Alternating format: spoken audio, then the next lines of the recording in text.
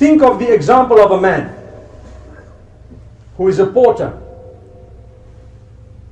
who is at a train station, carrying bags of people from point A to point B, getting 50 pence a throw. And suddenly, a rich man comes, walks out of the train with a can of milk, and he says, young man, I will give you 10 pounds if you carry this can of milk from here to my place, which is about a mile down. And this man is excited. Wow, 10 whole pounds. That's like 20 trips that I've been making at 50p each. I'm going to get it one throw. He says, no problem, sir. I am experienced. I will not drop your milk. And you know, they put the milk on top of their heads and they balance it. These porters are experts. They actually can run with it. Don't try it, but they can do it. They will put it on their heads and run with it. This man puts it on his head. And he starts walking and he's smiling from ear hole to ear hole. Allahu Akbar. And he says, oh, I'm going to get 10 pounds just now. And I will go straight to buy 2 chickens. And these chickens will lay eggs and I will sell the eggs. And when I sell a few eggs, I'll buy a 3rd and 4th and 5th chicken. Then I'll have a fowl run. I'll employ 10 guys to run that place.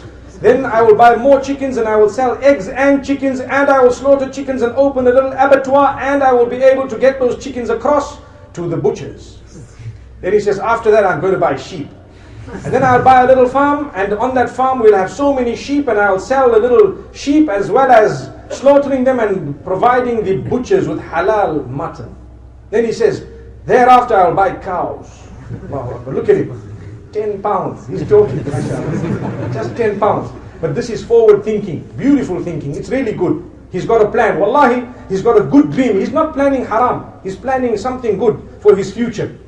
Then he says, and after that I will move further and I will have a whole farm and I will go into crop and I will be able to harvest and I will be able to sell. And then I'll buy the big buildings in the city, that one and that one and that one and that. And by the time I'm the biggest businessman around, the girl I went to propose for last year, because her father's the mayor, they said no to me. They will get to know about me themselves. And when they get to know about me, the father will come and say, will you please marry my daughter? And when he comes, I'll be so upset, I'll tell him, no! So when he shook his head, the can of milk dropped. When he shook his head, the can of milk dropped. When the can of milk dropped, the owner of the milk turns around and says, hey, didn't I tell you I would pay you 10 pounds for this milk and not to drop it? He says, hey, relax, relax. You know, that's my favorite word. Relax, take it easy. You just lost a can of milk.